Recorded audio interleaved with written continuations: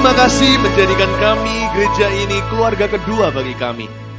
Namun melalui sini Tuhan Kau berkati keluarga pertama kami.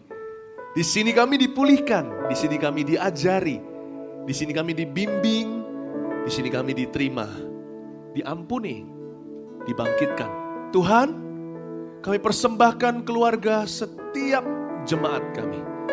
Setiap jemaat yang Kau percayakan, setiap domba ini, masing-masing unit keluarga adalah satu di mata Allah.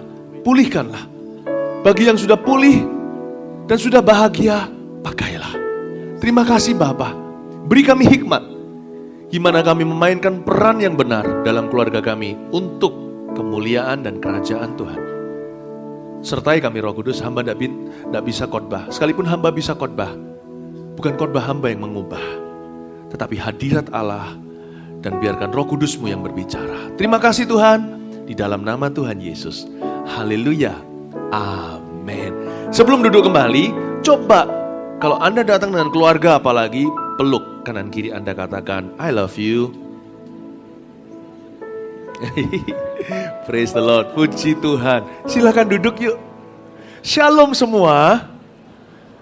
Seharian ini saya memang bicara tentang keluarga. Kalau Anda tidak hadir di ibadah-ibadah yang lain, di sini Anda bisa cari di Pustaka Raja Wali. Kalau di satelit, saya nggak sapa satu-satu ya, menyingkat waktu hari ini. Anda bisa dapatkan di Pustaka Raja Wali counter di depan atau di sini di bawah. Pastikan Anda dapat CD-nya, atau minimal Anda tunggu sampai di-upload di YouTube kami. Kebaktian pertama saya bicara tentang pendidikan di dalam keluarga dan komunikasi yang disengaja dan dijaga. Saya nggak bisa ulang berita, saya nge-flow tadi pagi, saya banyak cerita-cerita juga tentang pribadi, maksudnya cerita-cerita pribadi. Bapak Ibu bisa dengarkan sendiri. Di kebaktian ketiga, di pukul 4 ini, di Surabaya ini pukul 3, kebaktian pukul 4 waktu Indonesia bagian Barat, ini yang live streaming sampai ke Papua segala. Jadi, untuk kebaktian yang berikutnya setelah ini saya akan bicara kita akan belajar dari sebuah figur yang seringkali hanya dikenal lewat penderitaan, yaitu Ayub. Padahal kita bisa belajar dari ayat-ayat pertama di kitab Ayub tentang kebapaannya. Luar biasa, what a father. Saya beri judul kebaktian berikutnya itu Intentional Father atau ayah yang disengaja. Penting untuk didengarkan. Anda bisa datang lagi kebaktian atau enggak dengar CD. Kebaktian yang terakhir nanti surprise ya. Pokoknya begitu. Nah, kebaktian yang ini sekarang saya sudah mau bicara kepada Anda tentang mengelola kasih, tapi sebelum saya ajarkan, saya janjikan minggu lalu untuk memberikan sedikit cerita dan juga sebuah video singkat perjalanan kami di Shanghai dan Hangzhou kemarin. Nah, betul sesuai dengan nubuatan Tuhan sebelum kami berangkat bahwa kami akan lebih sibuk sekalipun acara konferensi dibatalkan akibat kondisi politik yang tidak kondusif untuk yang sedang sangat mempersulit dan memojokkan orang Kristen di negeri Panda. Nah, Bapak Ibu Saudara, pada waktu kami ke situ tambah sibuk memang. Saya datang masuk sebagai seorang seniman. Pameran 20 lukisan di Shanghai, pameran tunggal di sebuah kompleks art atau seni, di mana seni-seni yang ada dipajangkan hari-hari itu kok nggak kebetulan banyak kegelapan. Tentang kekerasan seks, tentang pornografi, tentang seni-seni yang nyeleneh-nyeleneh. Bagus sih, tetapi tidak memuliakan Tuhan. Jadi kami tidak tahu respon daripada kota Shanghai, penduduk di China bagaimana. Ternyata menakjubkan. Orang-orang datang setiap hari itu ratusan. Itu kayak seperti di gereja datang ke KKR gitu. Tapi ini pameran, itu orang-orang bisa antri-antri. Setiap hari itu sampai di jalan-jalan. Saya melihatnya Tuhan itu punya hikmat tak terselami ya. Berkat doa Anda, terima kasih saudara. Setiap hari ada artis talk namanya. Atau ada bincang-bincang dengan senimannya, dalam hal ini saya. Tapi mestinya 2-3 kali jadi 4-5 kali per hari. Karena saking ramainya. Tempat galeri tidak bisa dimasukin lebih daripada ratusan orang itu. Jadi saya bawa mereka tur dari satu lukisan ke lukisan berikutnya itu kayak ibadah. Sebab ada pujiannya, gak kerasa. Meskipun gak bisa doain orang di tempat. Tapi banyak orang terjamah karena waktu saya cerita tentang painting atau lukisan itu kan semua dari firman Tuhan. Firman yang saya sharingkan. Sampai ada satu orang memberikan ancaman kok kalian lakukan ini, kalian super berani ya. Kalian bisa dicekal loh. Ada yang ngomong begitu. Panitia saya kuatkan, saya beritahu nggak usah takut. Yang doa loh di Surabaya, yang di Indonesia yang doa puluhan ribu orang. Nggak bisa nggak dihentikan. Akhirnya Bapak Ibu Saudara banyak orang yang terjamah. Lebih enak daripada kalau di gereja saja. Karena yang datang di sini orang-orang non-Kristen juga. Tempat umum kok. Malah justru jadi berkat yang terselubung. Kita justru menjangkau tanpa harus KKR. Mereka datang sendiri dan berhadapan dengan firman Tuhan. Saya masih ingat pada waktu jalan turkan mereka satu lukisan ke berikutnya. Ada air mata yang memenuhi pipi seseorang. Ketika lihat Yunus contohnya, ada orang yang lari dari Tuhan kembali. Bahkan ada orang yang dari rumah sakit keluar, masih ada selangnya di sini. Masih ada plesternya maksudnya, plesternya rumah sakit itu. Lalu ada di ruang terpisah, ada beberapa orang yang kami akhirnya doakan diam-diam. Mereka mau ketemu secara pribadi, saya doakan. Salah satunya adalah orang yang harus operasi 3 hari lagi. Karena batu ginjalnya banyak dan besar-besar. Saya tumpang tangan, direkod, berdoa ke dokter. Dokternya bilang, mau dioperasi apanya? Batu ginjalnya hilang semua, sisa ginjalnya. Oh, praise the Lord. Para seniman-seniman datang. Berhari-hari itu hingga hari ini masih jalan nih pameran ini, tinggal berapa hari? 1 bulan kan? Tiap hari ratusan, udah berapa ribu yang terjamah. Para seniman datang, ada yang tanda tangan. Lalu saya diberitahu sama seseorang, kamu tahu nggak dia siapa? Dia itu seniman terkenal di sini. Itu orang yang orang kuatnya di bidang seni di China. Minta tanda tangan, saya panggil lagi, wow, suatu rongsin. Suatu kehormatan bagi saya. Kita foto-fotoan, tukar-tukaran produk yang ada, produk seni yang ada. Lalu habis itu, setelah itu saya sempat juga diajak debat oleh seorang profesor muda, profesor seni di universitas situ. Dan dia bilang, senimu ini membuatku berpikir, dia bilang. Karena selama ini setauku ini yang ku ajarkan dan bahkan ku yakini, saya ajarkan ke murid-murid di sekolah university, bahwa seni asal nyeleneh dan bagus, cukup, gak perlu ada makna atau artinya. Tapi senimu semuanya berbicara tentang seseorang yang lebih tinggi. Senimu ini cerita tentang Tuhan, ada moralnya. Saya nggak merasa, saya kok bisa gini ya, ini di luar kotak yang saya selama ini punya. Lalu berdebat, saya beritahu, kalau Anda bilang, lalu dia berkata pada saya begini, seharusnya hidup ini nggak punya makna, seni pun tidak. Dalam hati saya bilang begini, nggak ngomong sama dia lah ya, lah kamu kok jadi profesor, menjadi penceramah seni loh kalau gitu, kamu sesatkan berapa banyak orang, anak-anak muda yang punya bakat. Saya bilang sama dia, salah, saudaraku, segala sesuatu ada artinya kalau kau punya Yesus. Saya beritahu seni harus kembali kepada Sang Pencipta. Dia seniman utama yang menciptakan alam semesta. Akhirnya dia mengangguk-angguk dan berkata, saya belajar sesuatu dari Anda. Saya berkata, saya nggak berani, Anda profesor, saya belajar sesuatu dari Anda juga. Tapi hari ini kita sepakat bahwa Tuhan harus dimuliakan lewat karya kita. Dan dia mengangguk-angguk dan berkata, iya, ini komunis, negara komunis saudara, jangan lupa. Puji Tuhan. Tuhan Yesus, urapi firman-Mu biar kami sebagai keluarga, lepas keluarga di dalam jemaat ini semakin Kau kokohkan. Kami semakin menjadi seperti Tuhan dalam segala perkara. Dalam nama Yesus, amin. Mengelola kasih. Buka sama saya satu ayat saja, 1 Korintus pasal 13 ayat 13. Ini sebuah ayat yang dalam sekali, prakteknya perlu seumur hidup. Saya kasih judul mengelola kasih, judulnya udah dikeluarin belum? Ya, ada nggak tadi? Ini, mengelola kasih, hubungan sehat, keluarga bahagia. Itu subjudulnya. Mengelola kasih, kalau hubungan kita sehat, keluarga kita bahagia. Hubungan itu seni dan perlu dikuasai. Tidak mudah saudara, seni tertinggi di dunia ini adalah menjalin hubungan. Tentunya pertama-tama fondasinya adalah dengan Tuhan. Tapi banyak orang gagal di area ini sekalipun mereka sukses sebagai pengusaha contohnya. Sebagai investor mereka aduhai luar biasa. Tapi hubungan amburadul gak keruan. Which one comes first? Harta benda atau manusia? Di dalam kamus Tuhan Yesus selalu God first then people then things. Selalu Tuhan dulu, lalu baru manusia. Baru setelah itu harta benda. Buat apa seseorang memperoleh seluruh dunia kalau dia kehilangan nyawanya? Life's greatest blessings are not found in possessions. but in people. Hidup berkat Tuhan terbesar di hidup ini tidak ditemukan dalam barang dan benda, tapi dalam diri manusia yang Tuhan berikan kepada kita.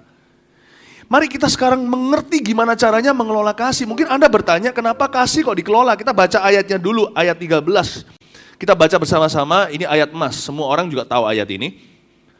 1, 2, 3. Demikianlah tinggal ketiga hal ini, yaitu iman, pengharapan, dan kasih.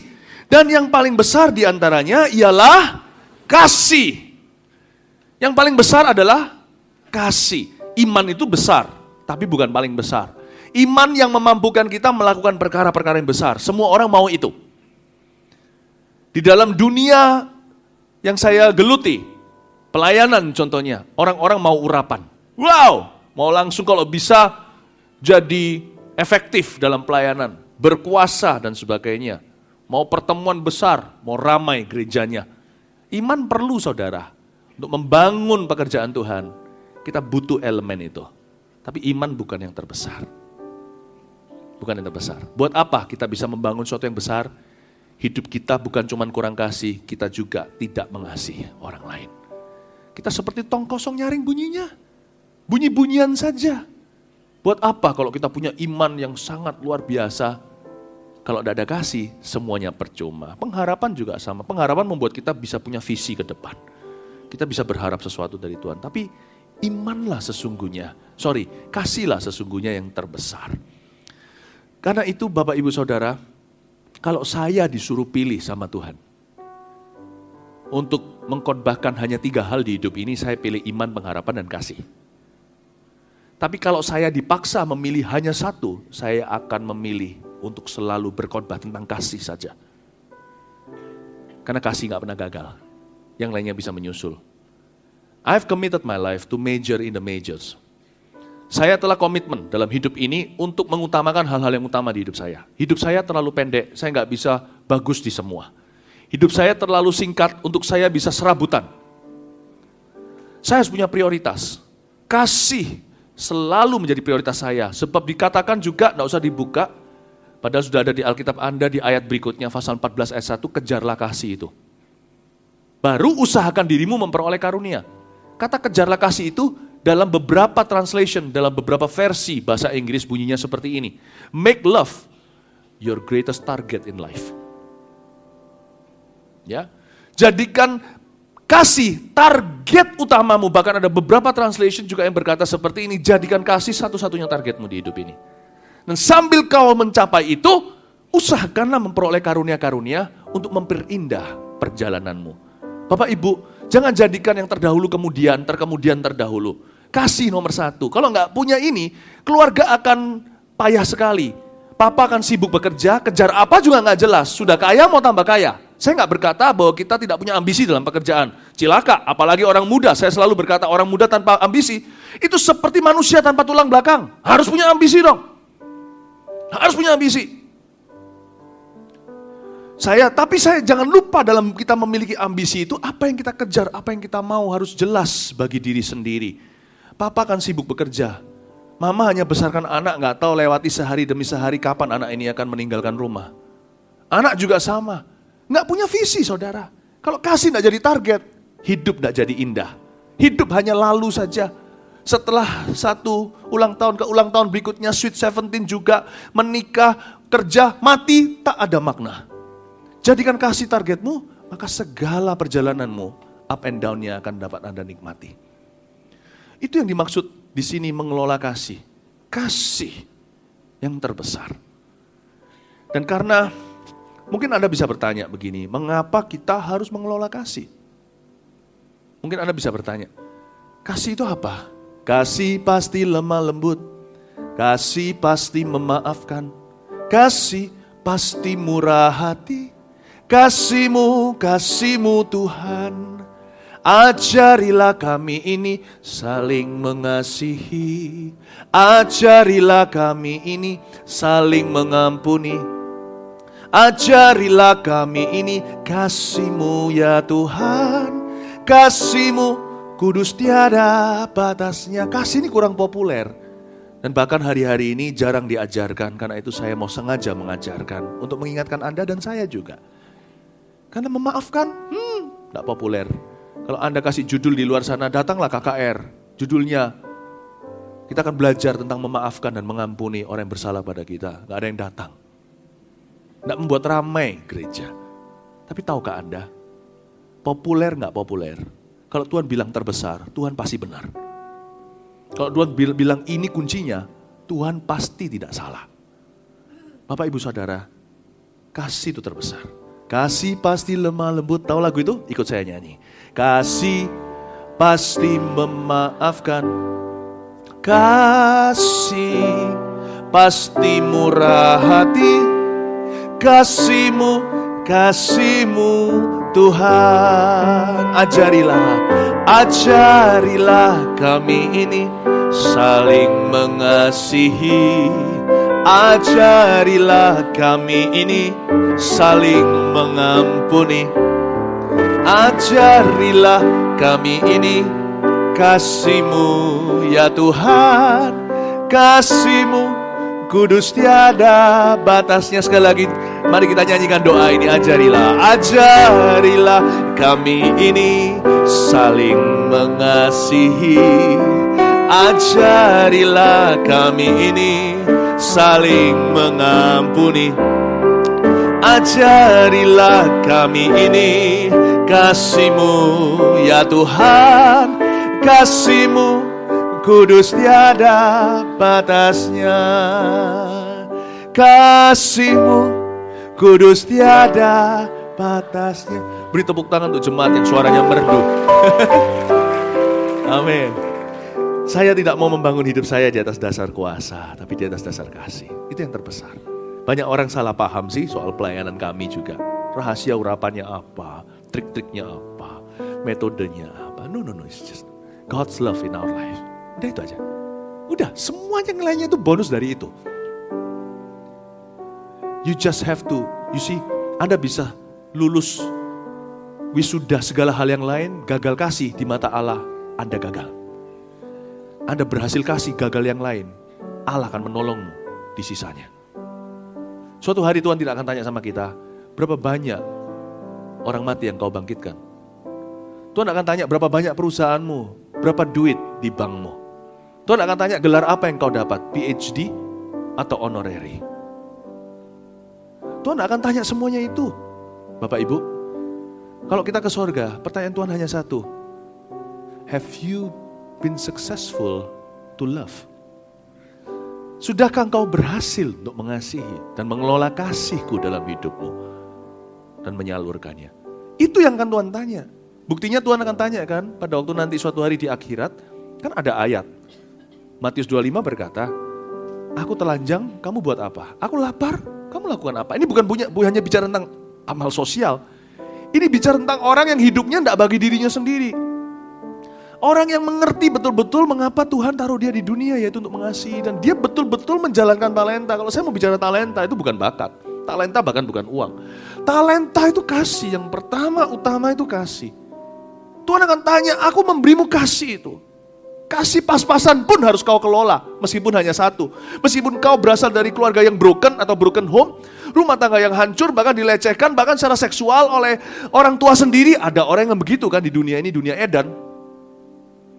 Tuhan akan tanya, satu talenta ya satu, sudahkah kau kelola itu? Ada yang 5 talenta, keluarga bahagia, wah luar biasa, dari sejak kecil gak pernah lihat neraka. Apalagi sama yang kayak gitu, sudahkah kau jadikan 10? Ada 1 talenta yang Tuhan tanya, itu bukan modal kerja loan dari bank yang Anda terima. Itu bahkan bukan melukis, menggambar, bukan cuma menyanyi dan membuat lagu dan jadikan album. Have you love? Banyak orang karena mereka berambisi hal yang lain, mereka terbolak-balik prioritasnya demi mencapai targetnya, menghalalkan segala cara. Bahkan bahayanya gereja dan agama pun bisa dijadikan alasan untuk bentrokan.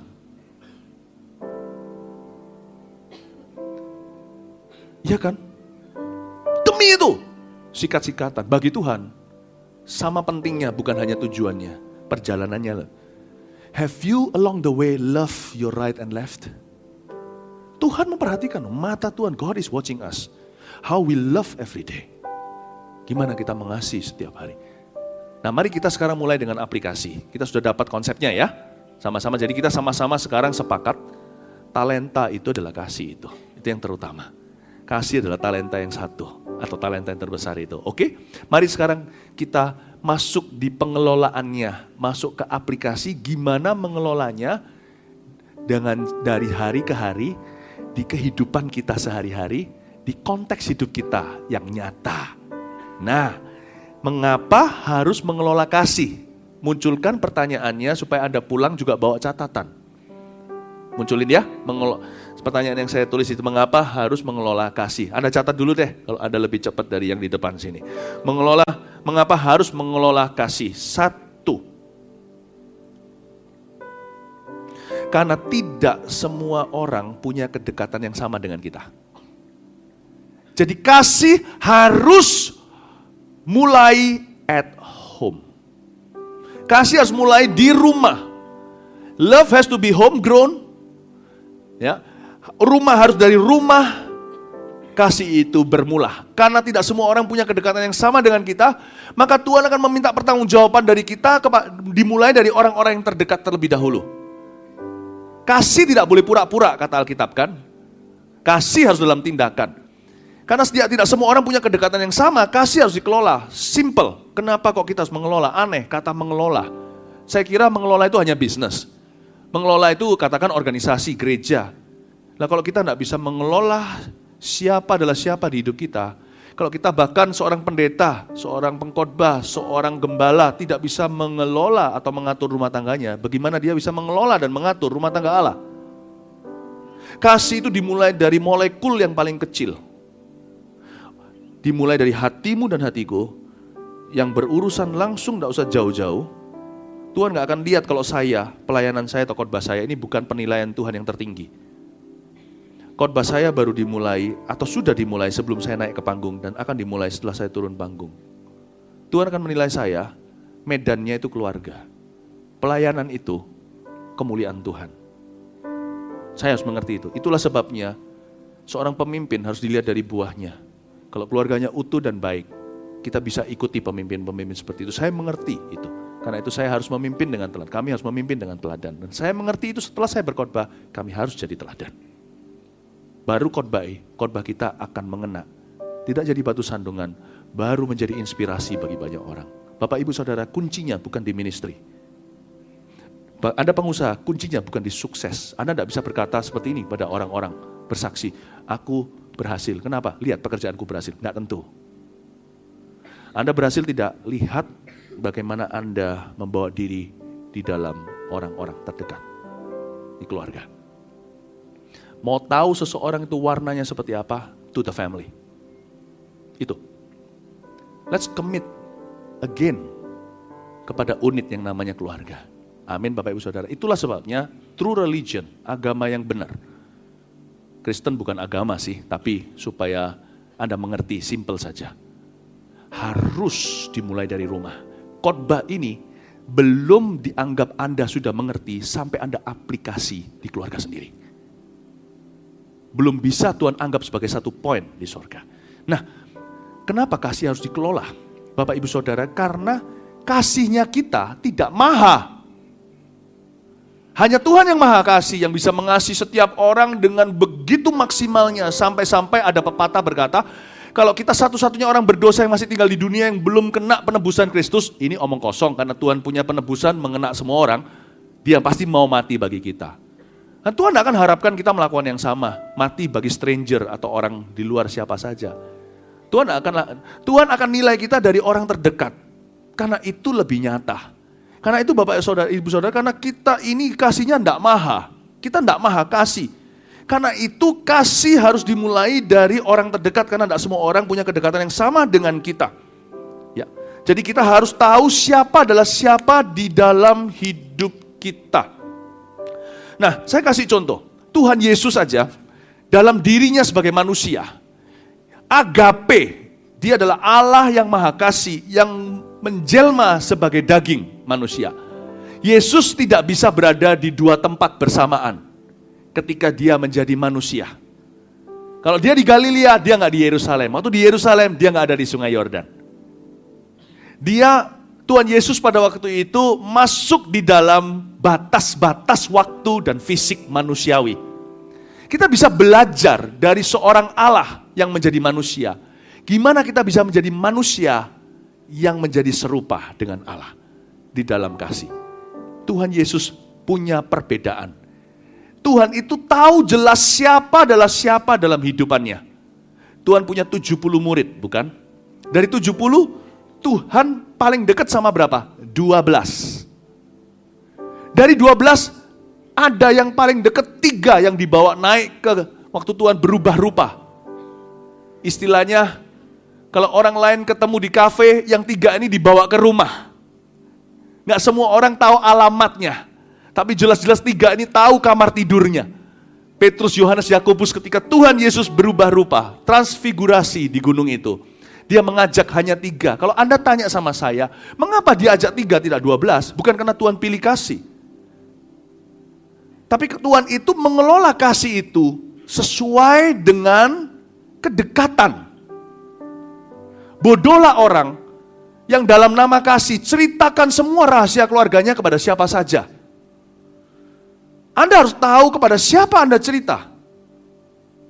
Di hidup ini kita boleh pilih kasih enggak? Boleh, tapi pilih yang benar. Pilih yang benar. Meskipun Tuhan mengasihi semua orang dalam kehidupan saya, enggak semua orang sama bagi saya, karena saya tidak maha kasih. Paham maksud saya akan masuk lebih lanjut. Pada waktu dari 3 ini, hanya ada 1 yang Tuhan percayakan, yang paling berharga bagi dia, ibunya. Waktu di kayu salib, Tuhan lihat semua orang, Tuhan lihat Yohanes, murid yang paling dia kasihi. Dia berkata, Yohanes, jaga mamaku ya. Mama pun diserahkan ke Yohanes karena Tuhan Yesus mau mati. Kenapa enggak Petrus? Kenapa kok enggak diserahkan ke Yakobus? Kenapa kok tidak diserahkan sembarang orang, Nikodemus contohnya, dia serahkan ke Yohanes. Bapak Ibu Saudara, kita juga harus tahu siapa adalah siapa dalam hidup kita. Mari saya tunjukkan sekarang apa maksudnya tidak semua orang punya kedekatan yang sama. Di depan ini akan ada satu gambar, saya sebut ini sebagai lingkaran kedekatan atau batas keintiman. Ya, Anda lihat yang tengah, bentuknya seperti kunci, itu yang utama, itu Yesus. Di dalam lingkaran yang dalam sendiri, Yesus harus memerintah. Yesus adalah keintiman kita yang terbesar, di mana tidak ada batas keintiman. Sama Tuhan tidak boleh sembunyikan apa-apa. Sama Tuhan kita harus mengasihi Dia lebih dari segalanya. Yang luar semuanya itu lingkaran kasih berikutnya. Kasih yang utama itu yang sentral.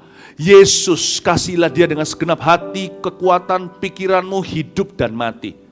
Yesus harus jadi segala-galanya. Kalau ngasih Tuhan tidak boleh separuh-separuh, setengah-setengah. Kalau Yesus bukan nomor 1 di hidupmu dan hidupku, Dia bahkan tidak punya nomor sama sekali. Dan Dia bukan siapa-siapa. Kalau Anda jadikan Yesus menjadi salah satu Tuhanmu, minggu lalu saya baru khotbahkan itu. Yesus sama sekali bukan Tuhan bagi dirimu. Yesus harus jadi segala-galanya. Apa-apa harus Yesus. Tanda seseorang itu Kristen beneran itu bukan karena dia ada sertifikat baptisan. Tapi hidupnya bersentral pada Tuhan. Dia cinta Tuhan dengan segenap hatinya karena Tuhan cinta dia dulu. Karena dia mengerti Tuhan mati bagi dia. Tuhan bangkit, dia cinta Tuhannya. Tuhan itu segalanya. Tuhan itu Alfa dan Omega. Tuhan Yesus itu luar biasa. Untuk mengajarkan manusia yang terbatas pikirannya. Yang manusia yang tidak bisa terima segenap pewahyuan. Tuhan pakai progres. Dia progresif. Di satu ayat dia berkata, akulah Alfa dan Omega. Akulah yang nomor 1 dan nomor terakhir. Akulah yang awal dan akhir. Kalau Anda mau segala sesuatu dalam hidup ini, bukan hanya gereja dan pelayanan, tapi segala sesuatu, pekerjaan, hubungan, pacaran, pergaulan. Dalam praktek bisnis, Anda harus tanya Tuhan, Jesus, if you love Jesus, if you know who He is in your life, kalau Anda tahu siapa Dia dalam hidupmu, kalau Anda tahu Tuhan Yesus, Anda betul-betul mencintai Dia, Tuhan harus punya the first say and the last say over everything in your life. Tuhan harus punya kata pertama, dia berhak menjadi kata terakhir. Kalau Tuhan berkata tidak boleh pacaran sama itu, jangan saudaraku. Kalau Anda cinta Yesus, Anda nurut. Dia harus punya kata pertama dan kata terakhir. Tapi karena supaya tidak terlalu terkesan seperti berlebihan, murid-muridnya tidak tentu bisa mengerti. Tuhan baru bicara bahwa dia adalah roti aja, 400 orang di Galilea meninggalkan dia kok. Tuhan progresif dengan muridnya karena muridnya masih pelan-pelan perlu mencerna. Di satu sisi Tuhan berkata, akulah Alpha, akulah Omega, akulah take off pointmu, tempat departuremu, akulah arrivalmu. Tapi Tuhan juga bilang di Yohanes 14, akulah jalan, kebenaran dan hidup. Tuhanlah tempat kita berangkat dan tempat tujuan kita, dan dialah jalan. Dengan kata lain, tidak ada batas keintiman. Dengan Tuhan harus blak-blakan, apa adanya. Tuhan adalah titik berangkat, titik mendarat, dan dialah the whole journey of your life. Dialah jalan. Di dua ayat yang berbeda, Tuhan menunjukkan pada kita, kalau engkau menerima Yesus sebagai Tuhan dan Juru Selamatmu, segala-galanya Anda sudah tidak punya hak.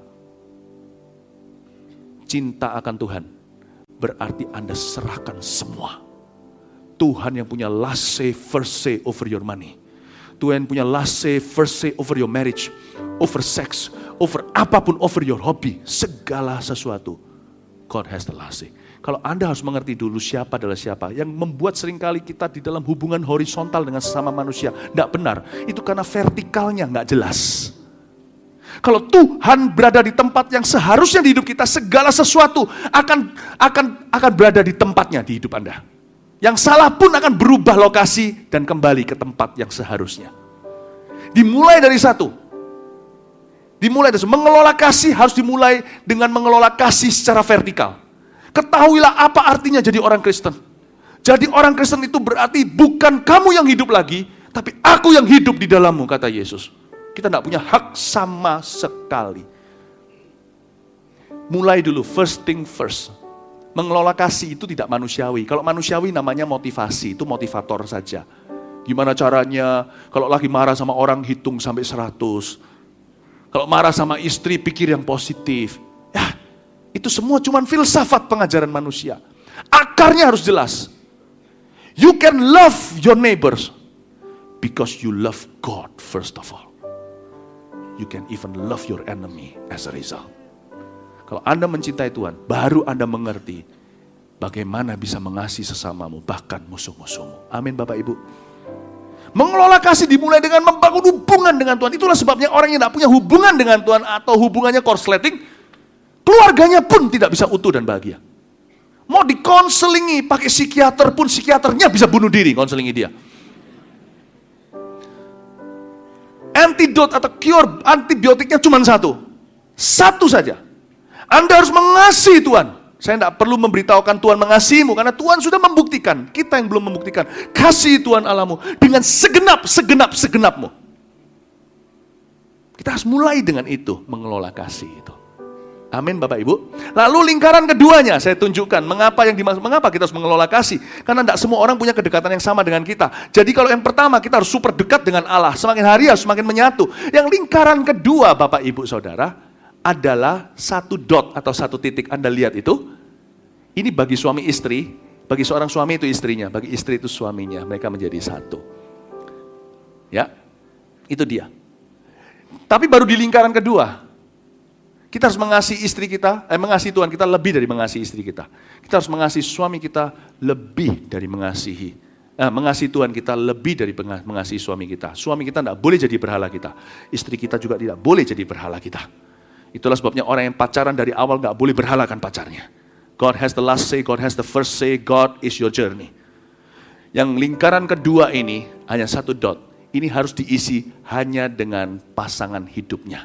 Itulah sebabnya Bapak Ibu Saudara, bukan Bapak Ibu Saudara, saudara-saudara yang masih muda, yang pacaran mau cari pasangan hidup, jangan sembarangan. Cuman satu. Jangan sembarang bilang, ku jawab ya, ya, ya. Cuman satu. Hati-hati saudaraku. Itulah sebabnya Tuhan tidak suruh orang umur 9 menikah. Kenapa orang baru pubertas, laki atau perempuan baru datang bulan setelah umur belasan? Tuhan mau pupuk, Tuhan mau kasih waktu. Jangan tergesa-gesa, terburu-buru. Anda hanya boleh cari satu. Dan itu pun harus di dekat Tuhan. Pasangan hidup harus dari Tuhan. Di lingkaran itu. Aplikasi lain daripada lingkaran itu hanya satu, berarti kalau Anda suami istri, tidak boleh ada siapapun dari lingkaran berikutnya yang masuk ke zona keintiman itu. Nggak boleh. Disinilah banyak orang tidak bisa mengelola kasih. Mereka jadi amburadul nggak keruan karena prioritasnya jadi tidak teratur. Contohnya, di lingkaran yang kedua itu hanya suami atau istri. Ada pasangan-pasangan yang mengizinkan anak berada di posisi itu. Siapapun juga yang masuk di lingkaran kedua, kalau bukan suami atau istrimu, itu sudah termasuk pihak ketiga sekalipun tidak berzina. Pernah lihat nggak orang yang mengizinkan anak berada di antara mereka berdua suami istri? Ada ibu-ibu, saya kasih aplikasinya sederhana contohnya, yang sudah tidak pernah dandan lagi. Kenapa? Karena sekarang dunianya hanya anak. Dunianya udah anak. Suami sudah digeser, sekarang di tempat itu bukan lagi suami, tapi suami plus anak. Anak pun nggak boleh masuk di sini. Mungkin kalau baru lahir, kalau masih orok bayi, ya bisa mengerti. Cepat lambat, anak tidak boleh tidur satu kamar dengan orang tua. Saya bicara keintiman bukan bicara seksual saja, tetapi bicara tentang ada privacy papa mama. Dan itu anak harus tahu mereka tidak welcome di lingkaran itu. Baru keluargamu sehat. Baru keluargamu sehat. Berapa banyak orang yang seperti itu? Siapa aja, anak pun tidak boleh di situ. Tidak boleh ada pihak ketiga. Seperti yang saya katakan tadi, ada tante-tante yang tidak pernah lagi berdandan. Suami kalau jatuh selingkuh, laki-laki tidak boleh tuduh Hawa. Kita ngambil keputusan sendiri. Pada waktu Hawa jatuh dalam dosa, dosa belum masuk dunia. Waktu Adam jatuh dalam dosa, dosa masuk ke seluruh ciptaan. Laki-laki tidak boleh berkata, aku selingkuh karena istriku sudah tidak pernah memperhatikanku. Selingkuh, ya salah sendiri. Itu keputusanmu. Tapi tutup telinga laki-laki. Saya mau bicara dengan yang wanita. Kadang-kadang Anda mendorong suami Anda untuk selingkuh. Karena Anda tidak pernah lagi berdandan untuk dia, memperhatikan kebutuhannya. Selalu tidak ada waktu, demi anak katanya. Salah, Anda izinkan anak masuk di lingkaran kedua, sekalipun bukan berzina, itu pihak ketiga. Anda sudah mengelola kasih dengan salah. Berapa banyak orang seperti itu? Demi anak, suami ditinggalkan. Padahal mereka masih suami istri dan tetap keluarganya, keluarga yang utuh. Bukan cerai maksud saya. Tapi anak diprioritaskan lebih dari suaminya. Dan sebaliknya juga sama. Itulah sebabnya suami tidak boleh marahi istrinya di depan anaknya. Untuk bela anaknya. Kita semua pasti sebagai suami yang cinta papa, yang cinta anak, pasti pernah lakukan itu. Namanya suami istri loh. Mereka itu dari keluarga yang berbeda dipertemukan nanti kalau sudah jadi dewasa. Pasti ada perbedaan. Wong saudara kembar aja satu keluarga papa mama aja bisa beda pendapat. Kadang-kadang Tuhan itu unik ya. Untuk membentuk kasih itu Tuhan izinkan yang namanya orang menikah itu dari dua keluarga yang berbeda. Kok enggak Tuhan atur dalam penciptaan, mereka harus dari keluarga yang sama. Kan lebih aman perbedaan. Ngerti maksud saya? Jadi suami istri pasti pernah berbeda pendapat, tapi tidak boleh di depan anak. Kalau Anda berbeda, kita berbeda pendapat di depan anak, kita merusak mental anak itu. Dan kita merusak pernikahan kita. Kita salah mengelola kasih, kita mengasihi anak seolah-olah bela anak, tetapi dengan marahi istri di depan anak-anak itu. Dengan demikian anak masuk di dalam lingkaran intimasi, keintiman Anda berdua. Itu tidak boleh. Ada apa-apa, selesaikan di belakang. Papu. Keluar benjol-benjol, papa mama sudah setuju. Dan sudah sepakat. Tidak boleh masukkan di sini. Di lingkaran kedua ini pula, Bapak Ibu Saudara, orang tua tidak boleh masuk. Tidak boleh. Berapa banyak orang gara-gara papa mamanya bertengkar suami istri. You must not do that. Kita salah mengelola kasih. Padahal kita lakukan itu demi kasih. Apalagi demi syausun atau demi berbakti kepada orang tua. Tidak boleh lakukan itu. Apalagi di dunia ini ada papa mama yang suka mencampuri anak-anaknya. Terlalu berlebih. Anda harus hati-hati. Anda sedang merusak lingkaran kedua anakmu. Yang bahagia nanti bukan hanya Anda yang tidak bahagia. Mereka juga tidak bahagia. Kalau mereka tidak bahagia, Anda semakin tidak bahagia. Masa sih ada orang tua yang genah, senang lihat anaknya tidak berbahagia. Tapi kadang-kadang senjata makan Tuhan, tanpa kita sadari, kita maunya begini, caranya salah, tidak mengelola kasih sesuai dengan Alkitabiah, akhirnya kita merusak rumah tangga kita sendiri dan rumah tangga orang. Bukan lewat perzinahan, wong papa mama. Tapi seringkali kita begitu, saya mengerti suatu hari cepat lambat saya akan jadi mertua juga. Saya punya anak perempuan, saya punya anak laki-laki. Dan bagi orang yang single, di lingkaran kedua ini dikosongi dulu. Bisa ada latihan bayang-bayang. Contohnya, mungkin di lingkaran kedua ini dulu, sekarang ya kalau seorang perempuan, anak perempuan, idealnya papanya menjadi pria sejatinya. Waktu dia tumbuh dewasa, harusnya itu. Saya harap di dalam kehidupan anak perempuan saya adalah bayang-bayang itu, bukan dot yang sesungguh. Kadang-kadang enggak fair ya. Kita ini jagain anak, kasihin orang lain nanti. Kasih stranger lagi, kita nggak kenal sekarang siapa. Tapi ya kita harus bisa. Suatu hari saya harus mau digeser dari lingkaran itu, dari kehidupan putriku. Saya harus mau digeser. Saya harus berkata, oke, sekarang waktu kami untuk membentuk anak-anak kami. Nanti kami harus lepaskan ke tangan Tuhan, mereka mandiri. Sesusah-susah, saya paling suka film itu dulu Father of the Bride, Steve Martin itu lucu konyol sekali yang pernah nonton itu. Itu ayah yang tidak siap jadi mertua. Karena anak perempuannya satu-satunya, membuat kelakuan yang konyol-konyol dan lucu-lucu. Waktu saya nonton itu, Roh Kudus bilang, kamu bisa jadi gitu. Tapi saya mempersiapkan diri. Yang tahu Alkitab harus mengerti, kebanyakan masalah di dalam keluarga anak-anak kita juga adalah biangnya.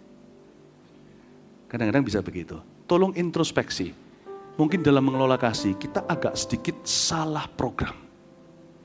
Tuhan ajarkan, meskipun engkau demi kasih bagi anakmu, justru engkau melukainya. Kita harus tahu diri. Di lingkaran kedua, sedekat apa sekarang mungkin adalah ayah bagi seorang anak wanita.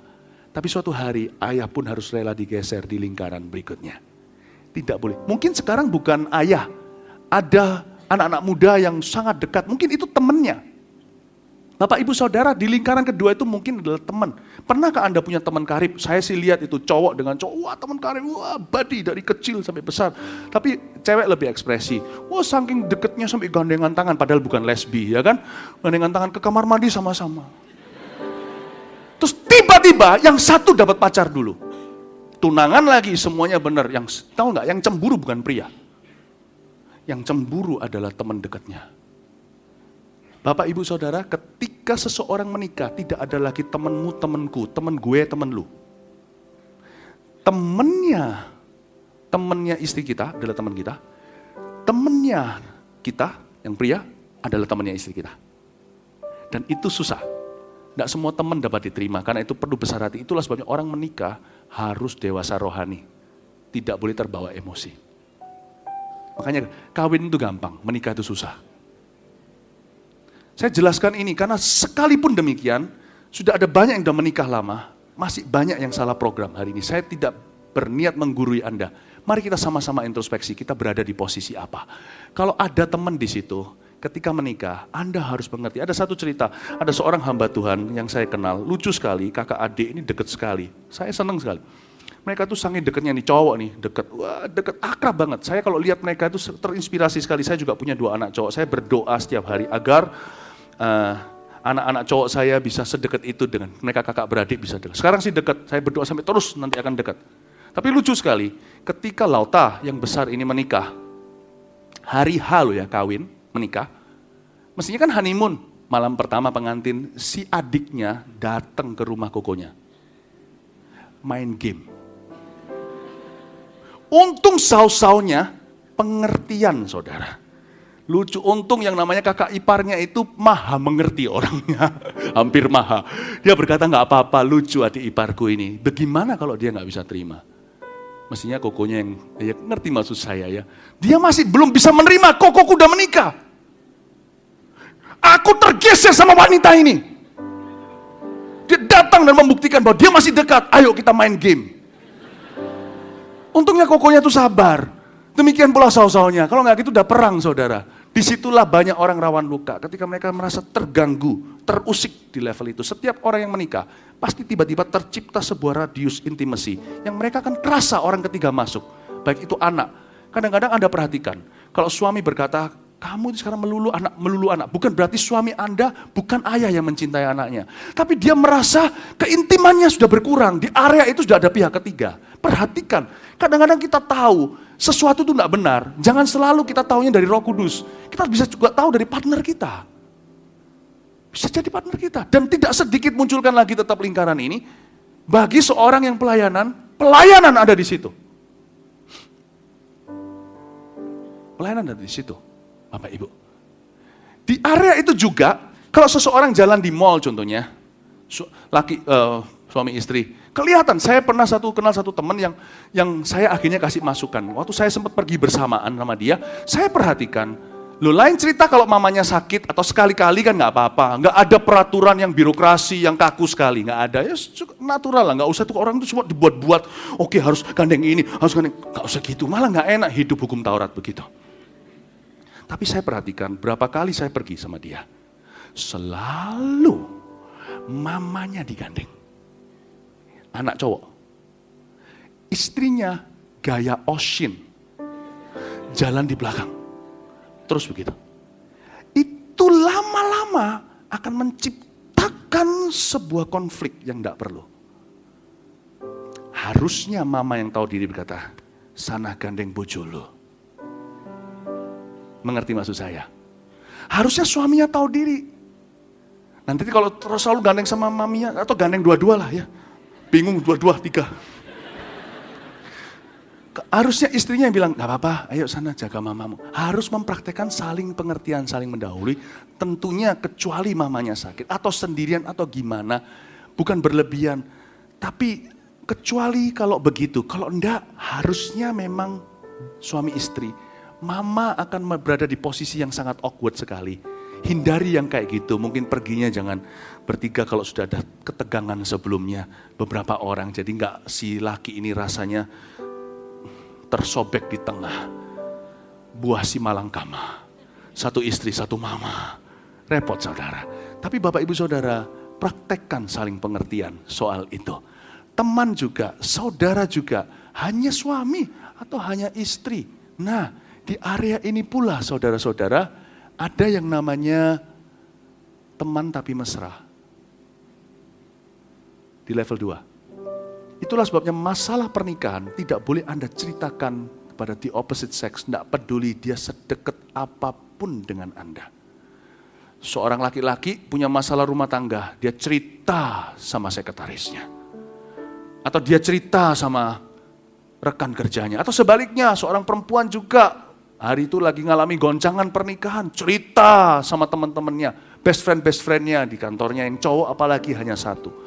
Tidak boleh, Anda tidak boleh masukkan virus di dalam situ. Kalau Anda mau cerita, cerita ke atas. Orang tua kalau bijaksana, Anda beruntung punya orang tua begitu. Kalau Anda bawa ke gereja. Ke gereja pun konselingi begitu tidak boleh. Saya juga nggak pernah konselingi, kalau orang apalagi urusan rumah tangga, perempuan saya konselingi sendiri nggak pernah, saya akan ajak istri saya, kalau enggak saya nggak konselingi sama sekali.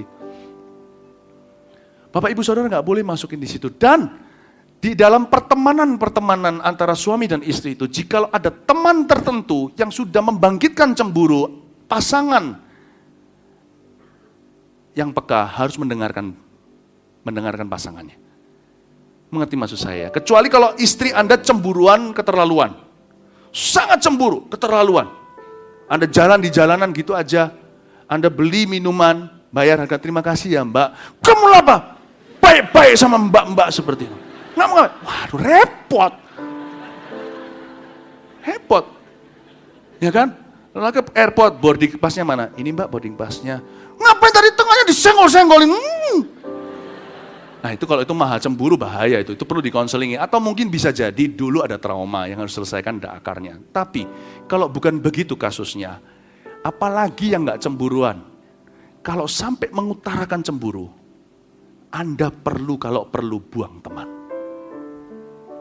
Di level 2 ini untuk dipertahankan keintiman ini, kalau perlu buang teman Anda bisa ganti, buang istri kemana Anda cari. Bapak Ibu, saya selalu cek dan recheck, apakah ada pertemanan saya membuat istri saya cemburu.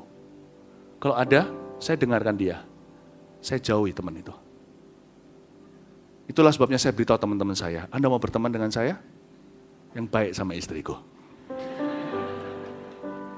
My friends are her friends. Her friends are my friends. Kalau ada di antara kalangan orang-orang yang membuat cemburu, saya ngomong sama istri saya, karena perempuan, sorry ya, ini saya jangan dibenci ya yang dari kaum Hawa. Perempuan itu, perempuan itu memang peka perasaannya, tapi masalah satu hal ini lebih tumpul dari pria. Perempuan itu lebih polos. Saya sebagai laki-laki, saya bisa kerasa kalau ada orang itu nyerempet-nyerempet istri saya itu saya bisa kerasa. Saya bisa kerasa. Indra ke-6. Istri saya itu bisa gak kerasa, tahu gak? Enggak lah, istri saya itu berpikiran itu positif soalnya. Enggak, orang ini baik, orang ini perlu perhatian, bla bla bla segalanya. Tapi puji Tuhan dalam pernikahan kami, kalau saya punya antena sudah keluar sekali, 2 kali, 3 kali kita diskusi, istri saya akan jauhi orang itu. Apapun yang membuat salah satu cemburu di area itu, teman itu layak dijauhi.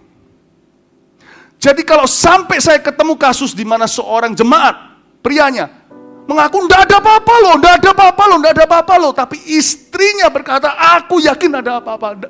Pasti ada perasaan, enggak ada apa-apa, enggak ada apa-apa. Saya selalu memihak ke perempuan dan berkata, jauhi wanita itu. Meskipun Anda tidak terbukti, Anda mengaku dan menyangkali, tapi dia cemburu sudah cukup karena saya juga tahu istri Anda ini bukan orang yang maha cemburuan. Dia sudah cemburu cukup membuangmu, buang teman itu.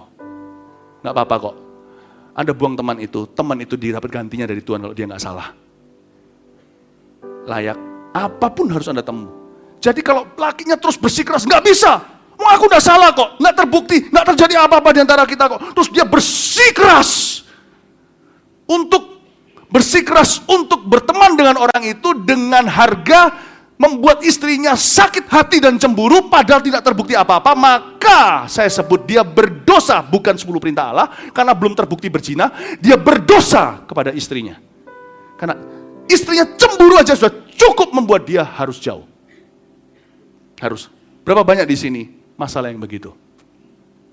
Kalau sebuah reuni, teman-teman lama, lalu waktu ngobrol-ngobrol gimana, dia bisa merasakan, istri bisa merasakan, ini adalah gairah lama ini. Pacar masa SMA. Padahal gak terjadi apa-apa, sana udah punya anak, sudah bukan body gitar lagi katakan, udah piano sekarang. Anda mungkin lebih cantik, tapi perasaan is perasaan, feeling is feeling. Utarakan. Sayang, aku kok enggak srek ya sama ini. Lain kali reuni cemburu, mendingan enggak usah reuni saudara, enggak mati kok enggak reuni. Tapi kalau pernikahan Anda di sini ini goyang, kosleting, Anda enggak akan bahagia dan yang kerasa nanti anak-anak Anda. Kelola kasih itu dengan bijaksana. Seperti saya katakan tadi, kasih itu seni. Setiap kuasnya, kanan atau kiri, seperti orang melukis, itu menentukan keindahannya. Abstrak contohnya. Tidak ada yang namanya benar atau salah. Perpaduan warna, saudara. Anda bisa memadukan antara kasih dan cemburu, antara ini dan itu. Baru keluargamu akan bersinar, cering, terang. Banyak orang itu salah manajemen relationship. Ini tidak boleh nih. Jadi jangan berdebat lah. Kalau Anda semakin berdebat, sekalipun tidak ada apa-apa, istri Anda akan merasa justru akan merasa ada apa-apa. Kenapa kok dibela nih? Layak itu udah naik banding udah. Bukan lagi curiga, sekarang dia terluka, dia di nomor 2 kan. Memang perempuan itu perasaannya susah dimengerti bro. Aduh. Ini bukan pengalaman pribadi loh ya, saya nggak ada pengalaman begini. Setuju dengan ini? Setuju? Jangan kita itu berdebat gaya lawyer atau pengacara. Buktinya mana? Laki kan gitu, bukti. Perempuan enggak usah bukti, gua merasa. Mati sudah, tutup buku. Jaga perasaan istrimu. Di dalam keintiman itu perasaannya berharga. Amin Bapak Ibu Saudara? Ya? Nah, kalau orang yang single forever kayak Batman, lingkaran kedua itu diisi sama Tuhan tetap. Tuhan extended. Tuhan ekspansi ke situ. Percayalah, you can be happy. Anda tetap bisa happy sekalipun Anda single. Saya harap Anda menikah. Mari kita berdoa. Tapi lebih baik, sebagai hamba Tuhan saya katakan, lebih baik single selamanya daripada salah menikah. Percayalah, tanya kepada orang semua yang menderita itu. Amin? Nggak ada yang amin yang gini. Aku single forever nanti. Jadi kita harus tahu sekarang, kita harus mengelola kasih karena tidak semua orang punya kedekatan yang sama dengan kita. Kita tidak maha kuasa, maha hadir, maha kasih. Karena itu kita harus tahu siapa yang kita dahulukan, siapa adalah siapa dalam hidup kita. We have to know who's who in the zoo, not in the zoo, but who's who. Kita harus tahu siapa adalah siapa dalam hidup kita. Kalau Anda tidak jelas, istri jadi teman, teman jadi pasangan, disitulah tidak terjadi balance keseimbangan, disitulah terjadi perang. Mama jadi istri, istri jadi mama. Jagai anak, kasih aku makan. Itu menimbulkan peperangan antara istri dan mertuanya. Banyak orang itu, Tuhan udah kasih itu blok sebagai satu modal di tangannya. Dia tidak investasikan dan kelola dengan benar. Terjadi chaos, kekacauan. Saya berdoa, 1 Korintus 13 ayat 13 dikenapi. Tapi ada anak tangganya, kasih terbesar. Kasih yang terbesar itu dimulai dengan tangga-tangga kecil, saudara. Dimulai dari keluarga. Amin Bapak Ibu? Amin ya? Oke. Siapa di sini yang cemburu dengan teman suaminya, yang istri-istri begitu, nggak usah angkat tangan, batuk saja. Loh, ada pasti ya. Suaminya dengar batuknya itu, sembuhkan, bukan dengan obat. Jauhi siapapun itu ya. Amin. Kita lanjutkan berikutnya. Yang kedua adalah agar kita, kenapa mengelola kasih? Agar kita bisa meresponi setiap orang dengan benar. Agar kita mengerti bagaimana meresponi setiap orang dengan benar. Alright? Bapak Ibu Saudara, kita harus mengelola kasih. Karena waktu itu singkat. Dan kasih kita tidak mahal. Supaya kita bisa mengerti gimana meresponi setiap orang dengan benar. Contohnya, sebagai public figure, saya sharing sama Anda. Di Twitter, orang akan di Facebook, di Instagram atau apa, orang akan bilang sama saya, Pak Philip, tolong kami, tolong kami, tolong kami. Kalau saya tidak punya rasa aman yang dekat dengan Tuhan, kalau Tuhan tidak sentral di hidup saya bisa gila. Kalau nurani saya lemah. Kenapa? Setiap kali saya menikmati masa-masa kualitas, kita bersenang-senang dengan anak-anak saya, kami, suami istri, saya pasti merasa bersalah dengan orang-orang itu. Saya pasti merasa bersalah. Sama dengan orang kalau nuraninya tidak kuat. Lalu dia merasa bahwa dia harus jadi Tuhan. Ingat loh ya, mengelola kasih. Tuhan hanya kita kasih kita satu talenta, kita harus bagi-bagi. Dan kita harus bagi-baginya bijaksana karena resource sumber daya kita terbatas saudara, karena kita manusia. Kita tidak bisa tolong semua orang bukan karena kita tidak mau, tapi karena kita nggak mampu. Karena kita bukan Tuhan, kita hanya melayani Tuhan. Karena itu kita perlu mengerti gimana menaruh hati. Kalau enggak nanti setiap orang kalau kita katakan lagi ngalami kesusahan di seluruh dunia, ada waktunya mawas diri saya mengerti. Ada waktunya ketika lagi sensitif sekali dunia sekeliling kita ya jangan cari perkara, lalu kita tunjukkan kemewahan, sok-sokan dan sebagainya. Kita harus tahu diri. Enggak ada salahnya dengan naik mobil sport. Saya pernah sekali jalan di Surabaya Barat, melihat satu mobil sport waktu itu berapa tahun yang lalu. Wah, ugal-ugalan. Pada waktu itu lagi krisis ekonomi, banyak orang kehilangan pekerjaan dan ugal-ugalannya itu loh. Dan waktu saya lihat begitu, saya berkata nggak ada yang salah dengan mobil sport. Saya tinggal di luar negeri dulu, saya lihat orang punya mobil sport, orang-orang yang takut akan Tuhan, cinta Tuhan juga ada. Anda jangan berkata yang naik pesawat itu sok-sokan, enggak. Atau naik business class, first class itu sok-sokan, enggak. Isan, hayu isan kau, di gunung ada gunung yang lebih tinggi. Satu lembah ada lembah yang lebih curam, saudara. Kalau Anda memang betul-betul mau rohani, kalau miskin itu rohani, gampang. Dari Surabaya ke Jakarta jalan kaki. Kalau penderitaan itu memang adalah sebuah kerohanian. Bukan. Jangan hakimi, sama atas jangan iri. Sama bawah jangan sombong. Nikmati, ya. Nah, maksud saya berkata begini, saya ada orang-orang yang namanya orang-orang lagi menderita gitu ya. Kalau Anda tidak aman diri, Anda pergi makan di restoran, Anda akan merasa, aduh, kenapa aku makan? Padahal $1 itu bisa memberi air bersih loh di Ethiopia. Anda mau makan, aduh, banyak orang kelaparan di Timur Tengah. Aduh, gimana dengan korban tsunami? Kalau Anda izinkan itu merongrong Anda tidak akan nikmati apa-apa dalam hidup ini. Dan Tuhan tidak mau Anda begitu. Paham maksud saya Bapak Ibu? Hari-hari ini banyak orang minta uang. Apa Anda kasih semua uang? Bill Gates kasih semua uangnya pun tidak jaminan. Saya pernah sekali-kali iseng, Bill Gates punya harta semuanya itu kalau dibagi 200 sekian juta penduduk Indonesia, satu orang itu dapat lumayan. 1-2 juta rupiah kalau nggak salah. Kalau Bill Gates sekarang kasih semua uangnya, Warren Buffett juga semuanya 1-2 juta rupiah. Kalau semua jadiin judi bola ya sami mawon sama aja, yang dibutuhkan oleh negara ini bukan uang doang. Mentalitas yang berubah. Betul atau tidak? Kita tidak kekurangan sumber daya. Kita banyak emas, kita banyak minyak. Yang masalahnya dikelolanya, nggak dikelola dengan benar. Bapak Ibu dengarkan saya. Saya beritahu bahwa bukan jawaban bahwa Anda menyiksa dirimu. Tapi karena itu kita hanya bisa meresponi orang dengan benar. Jadi kalau sekarang ini di tweet, di telepon kan seringkali akan muncul, nggak tahu orang itu maksudnya apa ya. Pernah sekali saya responi, mungkin saya salah ya, nggak boleh responi ya. Tapi setelah saya responi dia maaf, dia bilang aduh ampun Tuhan. Dia bilang kirimkan 10 juta sekarang ya. Siapa yang pernah terima SMS kayak gitu? Atau apa dan apa? Saya pernah sekali saya beritahu, jangan menipu ya, Tuhan matanya melihat Anda, langsung ampun dia. Mungkin ada kuasa, FKA. Bodohlah kita, setiap orang yang minta sama kita kasih. Bodohlah kita.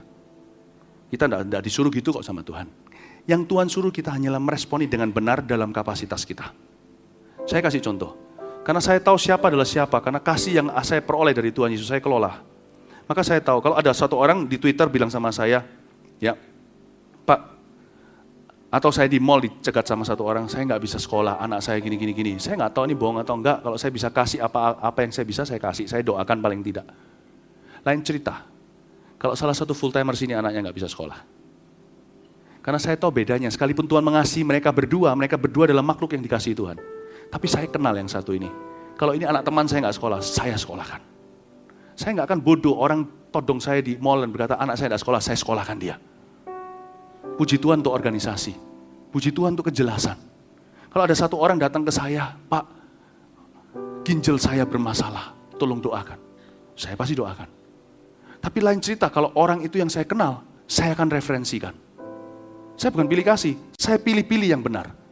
Saya dengar ya, saya doakan, saya dengar ini ada dokter ginjal yang bagus. Coba saya call-kan. Kalau orang itu lebih dekat lagi dengan saya, maka saya pasti akan antar dia secara pribadi ke dokternya. Apalagi kalau dokternya respect dengan kami, saya antar sebagai referensi pribadi. Tapi kalau itu istri saya kasih ginjal saya. Saya pilih kasih, semua dicinta Tuhan. Tapi tidak semua orang istriku.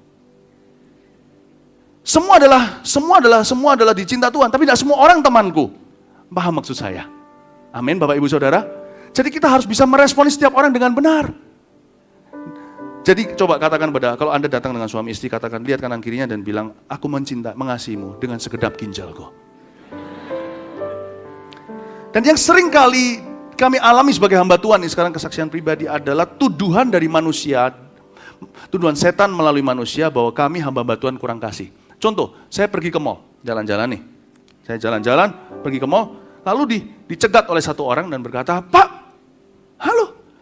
Langsung kalimat pertama yang keluar tahu nggak apa? Kalau saya tidak aman sama Tuhan, saya tertuduh benar. Kok ada waktu? Saya bilang, saya bingung. Si ini di rumah sakit, Bapak masih bisa jalan-jalan, kok ada waktu? Lah kalau aku tidak ada waktu, aku yang di rumah sakit nanti. Aku ada waktu, saudara. Dan seringkali kan gitu, tiba-tiba tuduhan setan datang. Hamba Tuhan, kurang giat bekerja. Hamba Tuhan, kurang kasih dan segalanya. Oh ada waktu. Pernah sekali bahkan saya duduk dengan Warren, anak saya masih umur 6 waktu itu, 5 bahkan. Kita makan berdua, dia pulang sekolah, saya makan. Lalu tiba-tiba kursi ditarik oleh satu orang duduk di tengah. Duduk. Dia nggak tanya, nggak ada babi ibu langsung duduk di sana. Dan berkata, Pak, saya konseling ya. Saya lihat Warrennya. Ayo, Bapak ada waktu kan? Sekarang kan ada waktu kan? Saya bilang, iya Pak, maaf. Tolong telepon saudara Emi di nomor ini di Jalan Cempaka. Saya ada waktu tapi untuk anak saya. Tolong dipahami. Saya tolak dia, kecewa itu mukanya. Lihatin saya kayak, pendeta kok tolak pelayanan? Saya tidak tolak pelayanan. Remember one thing, mengelola kasih itu kadang-kadang tidak bisa menyenangkan semua orang. Karena di satu sisi Anda berkata iya, di sisi lain Anda harus bisa berkata tidak. Apa yang Anda katakan ya, Anda sedang berkata tidak pada sisi lain. Kalau saya bilang ya sama pria itu, yang tiba-tiba nongol itu, berarti saya bilang tidak kepada darah daging saya. Ada waktunya. Tahukah Anda sekarang bahwa saya tidak bersama dengan anak saya? Hari ini saya harus berkata tidak, papa mama ayo pergi. Hari ini ada konser apa dan sebagainya, ada tontonan bagus, ada Zootopia dan sebagainya. Tidak. Hari ini papa milik jemaat. Waktu saya berkata ya sama Anda, saya tolak anak saya. Saya harus tahu kapan waktu. Dan ketika waktunya giliran saya untuk anak saya harus tolak Anda. Every yes from your mouth means a no to somebody else. Every no means a yes to the other side. You choose. Life is short. Hidup pendek. Dan orangnya kecewa pergi, saya beritahu. Dan tidak tahu, mungkin saya belum tanya sama sekretaris saya, ditelepon beneran enggak? Atau keluar gosip di luar sana, pendeta Philip Mantova tidak punya waktu untuk aku. Saya tidak tahu. I don't care. Bapak ibu saudara, kita harus tahu hidup itu apa yang harus kita tolak, apa yang harus kita terima. Ketika kita ada banyak tawaran juga dalam hidup ini, sama dengan halnya di dalam hidup ini. Kalau Anda mau tambah bisnis contohnya dalam dunia usaha, Anda pikir dulu, alangkah baiknya jangan hanya lihat potensi market dan peluang bisnis. Anda duduk sama keluarga, mesbah keluarga, suami istri, tanya istri dulu, tanya suami. Kadang-kadang waktu saya lihat orang yang sangat sukses ya, saya nggak ngiri lagi, ya pantas sukses. Harga yang dibayar saya tidak rela membayarnya. Saya pernah lihat satu orang yang sangat sukses, mati muda. Dan anak-anaknya, waktu saya pernah sekali datang ke rumah beliau, saya melihat rumahnya itu luar biasa. Ruang tamu itu ada ruang tamu 1, ruang tamu 2, ruang tamu 3, ruang tamu 4. Saya masih ingat keluar dari mulut beliau. Saya masih umur 16 tahun saat itu. Belum kenal Tuhan. Beliau berkata gini, sama sanak saudara kami, apa gunanya semua ini? Aku gak pernah ketemu anak saya tiap hari. Tak tahu mereka di mana. Saya lihat, pantas kau sukses. Anaknya satu-satu kalau dikorbankan ya pasti dia jadi besar dong asal dia lihai. Saya tidak lagi menginginkan sukses orang. Apapun itu. Tergantung harga yang kau bayar. Karena itu duduklah jangan lihat peluang bisnis saja. Berdoa setelah doa tenang. Otak kita berada di tempatnya. Hati kita bersama Tuhan. Lalu bicara sama suami dan istri. Lihat. Apakah saya mau lanjutkan ini? Ketika Anda berkata iya kepada sebuah peluang bisnis. Kalau itu sebelum waktunya atau berlebihan. Anda sedang berkata tidak mungkin kepada anak-anakmu. Bapak ibu saudara, be wise in choices. Every choice has consequences. Setiap pilihan ada konsekuensinya. Hari ini, saya khotbah di sini. Kalau saya ditawari hari ini, diundang ke sebuah gereja, GBU contohnya. Nggak ada gereja GBU, God bless you. Saya bilang tidak sama mereka, karena saya mau openi Mawar Sharon.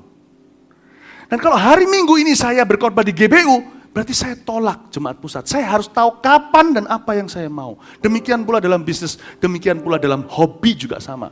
Hari ini karena sebagai orang yang sangat sibuk, saya udah gak punya hobi. Hobi saya cuma tinggal satu, melukis. Saya sudah gak punya hobi sama sekali. Padahal saya bisa banyak. Saya punya banyak hobi. I have to choose. When I say yes to a hobby, I have to say no to something else. Saya harus memilih yang mana yang saya mau. Kasih itu punya konsekuensi. Kesenangan juga punya konsekuensi. Bapak ibu saudara, saya berdoa di tahun-tahun mendatang, Anda bisa menata hidup Anda dengan benar. Amin. Jangan sekedar ikut orang dunia, gua mau sukses, gua mau kaya. Atas harga apa? Kalau memang harganya pas, bayar saudara, sukseslah. Kita harus meresponi setiap orang dengan benar. Yang terakhir, supaya kita bisa menyelesaikan pekerjaan Bapa atas hidup kita. You see, Tuhan tidak menerima medium rare. Tidak ada berkata suatu hari ketika Tuhan, nanti akhirat Tuhan berkata, kemarilah, medium rare. Tuhan selalu berkata, well done, my servant. Ya, ini adalah joke untuk yang suka pecinta steak. Yang nggak ngerti ya sudah. Tuhan selalu ingin matang pekerjaan kita. Tapi Bapak Ibu, hidup penuh dengan faktor X, kita nggak tahu apa yang terjadi. Saya tidak mau mendelay. Karena kita punya kebudayaan kurang bagus. Kalau kita bisa ulur, kenapa harus cepat? Karena kita biasa dengan birokrasi yang tidak baik. Bapak ibu saudara dengarkan. Dengarkan satu hal ini. I'm afraid. Kalau kita tidak profesional mengatur, mengelola kasih dan mengatur manage hidup kita. I'm afraid none of us here will finish what God has set for us to do in life. None of us will. Itulah sebabnya saya getol beritahu sama anak-anak muda untuk jangan buang-buang sia-siakan masa mudanya. Saya takutnya beberapa orang kelebihan hobi. Beberapa orang sia-siakan. Mungkin Anda berhasil. Tapi ada hal itu yang Tuhan mau, itu luput dari hidupmu. Tuhan suatu hari akan berkata, kenapa kau lewatkan itu? Karena tidak ada waktu. Bapak Ibu, hidup kita nggak garansi bisa 70-80. Nggak semua bisa. Karena itu jangan buang-buang waktu. Selagi ada waktu, layani Tuhan. Demi supaya kita bisa menyelesaikan pekerjaan Bapak dalam hidup kita, kita harus profesional mengelola semua sumber daya, khususnya hubungan. Yesus itu berkata begini, aku bekerja karena Bapakku bekerja. Apa yang aku kerjakan karena aku lihat Bapakku melakukan. Yesus itu luar biasa. Di zaman Yesus, saya tunjukkan, ada satu orang yang tidak Tuhan sembuhkan. Yesus tidak sembuhkan semua orang, di kolam Bethesda hanya satu. Ada satu lagi yang Yesus tidak sembuhkan. Berapa bulan kemudian, ternyata itu bagian dari rencana Bapa dalam kehidupan Petrus, bukan Yesus. Yaitu seorang yang lumpuh di gerbang indah. Yesus bolak-balik ke bait Allah, bukan? Nggak sembuh kan? Nggak ada ceritanya kan? Sampai Kisah Rasul pasal-pasal pertama kan? Petrus berjalan lalu berkata, emas dan perak tidak kupunya, apa yang kupunya kuberikan padamu, berjalanlah. Lalu berjalan, bukan? Yesus pernah sekali didatangi sama seorang wanita Sirofenisia. Dan berkata, tolong Tuhan, sembuhkan. Sirofenisia itu orang non-Yahudi, orang Yunani. Tolong sembuhkan. Tuhan ngomong begini, tidak baik memberi roti, berikan kepada anjing. Kita seringkali tafsirkan ayat itu, Tuhan menghina. Tuhan tidak menghina. Tuhan itu jujur, nggak ada yang lebih jujur dari Yesus. Tuhan itu bilang begini loh, aku ini tidak diutus kepadamu, aku itu diutus kepada domba tersesat dari Israel. Karena itu Yesus kan tidak sampai ke Roma pelayanannya. Dia mati untuk seluruh dunia, dia yang mengangkat seluruh dosa kita, dia juru selamat, dia Tuhan. Minggu lalu saya beritakan.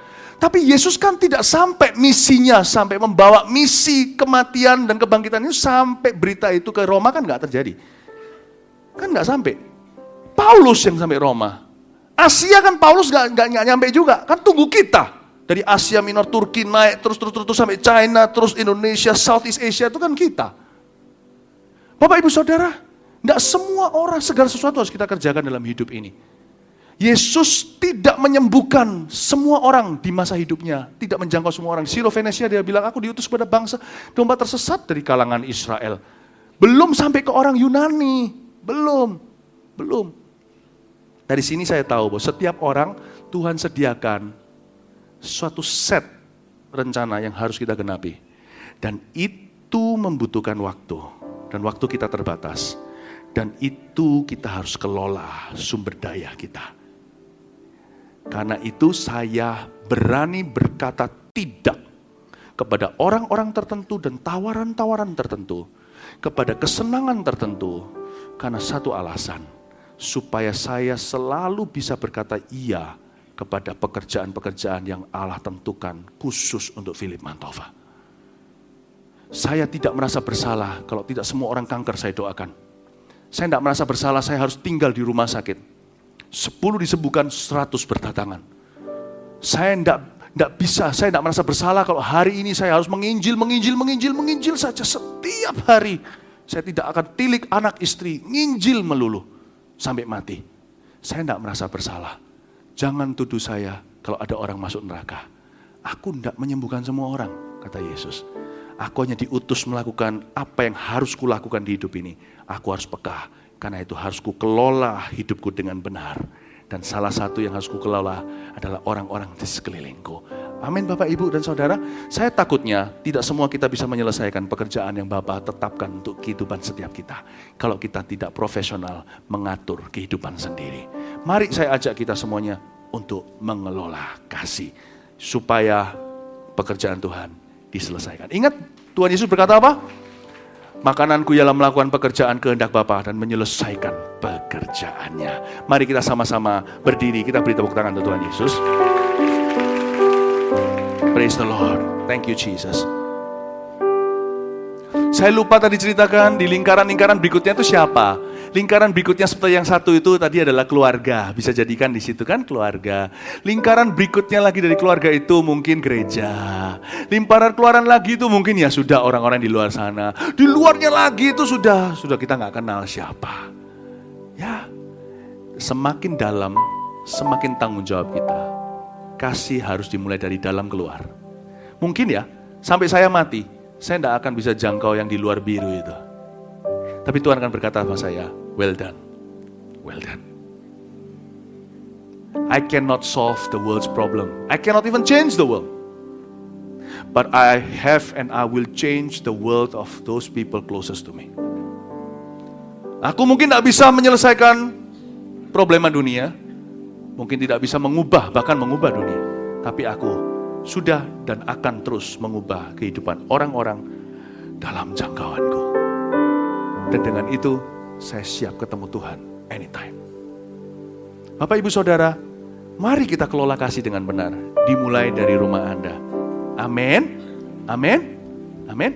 By the way, hari-hari ini juga saya tambahkan selipkan satu lagi pesan sebentar. Saya tiba-tiba ingat tentang gadget. Sebentar lagi KKR anak nih. Jadi anak-anak juga kami cinta, anak-anak juga jemaat kami. Jadi kami juga harus melindungi anak-anak juga dari orang tuanya kadang-kadang.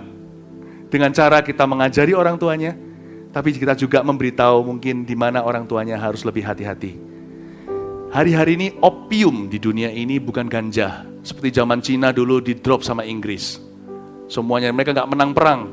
Karena orang Tiongkok semuanya nyabu istilahnya. Hari ini generasi anak-anak kita tuh nyabu semua. Tapi nyabu mereka bukan ganja. Gadget namanya. Cara tergampang untuk buat mereka tidak bersosialisasi dengan kita adalah kasih gadget, kasih game di tangannya.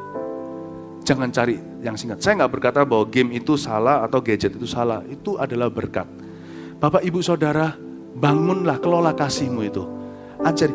Anda baru tahu bahwa gadget itu berlebihan jikalau your children have the upper hand. Anak Anda punya upper hand-nya.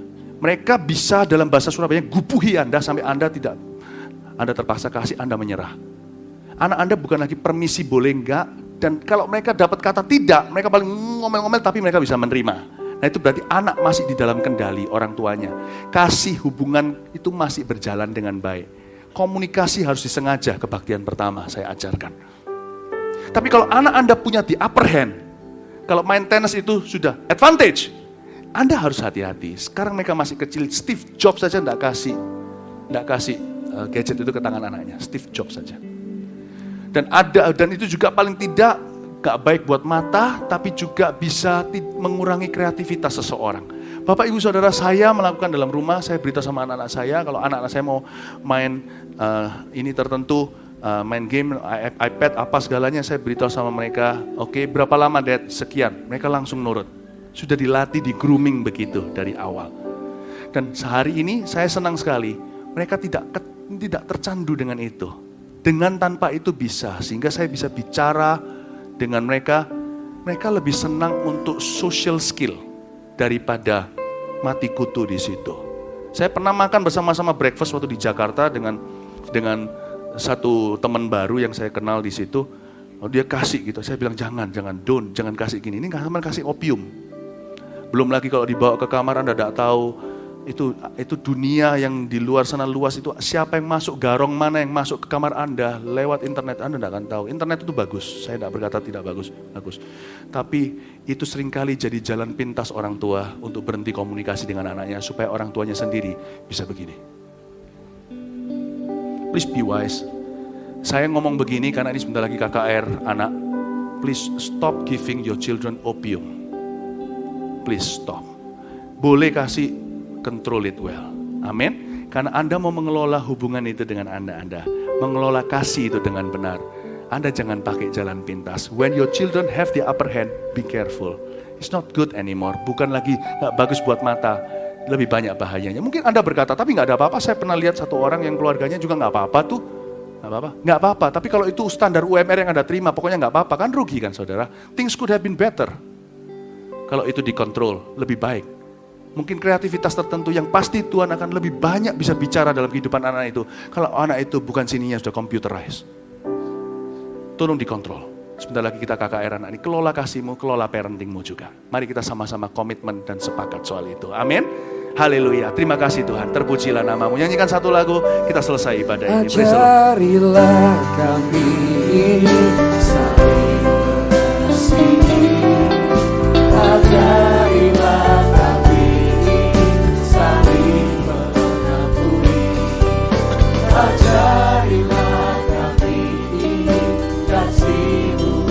Tuhan, kasih-Mu kudus tiada batas. Ajarilah kami ini saling mengasihi. Ajarilah kami saling mengasihi. Ajarilah kami ini saling mengampuni. Ajarilah kami ini kasih-Mu ya Tuhan. Kasih-Mu sungguh tiada batasnya. Ajarilah kami ini. Ajarilah kami ini saling mengasihi. Ajarilah kami ini saling mengampuni. Ajarilah kami kasih-Mu ya Tuhan. Kasih-Mu kudus tiada batas. Ajarilah kami ini keluarga dengan keluarga gandeng tangan. Rangkul keluargamu kalau yang hadir bersama-sama. Gandeng tangannya, katakan, ajarilah kami ini saling mengampuni. Ajarilah kami ini kasih-Mu ya Tuhan.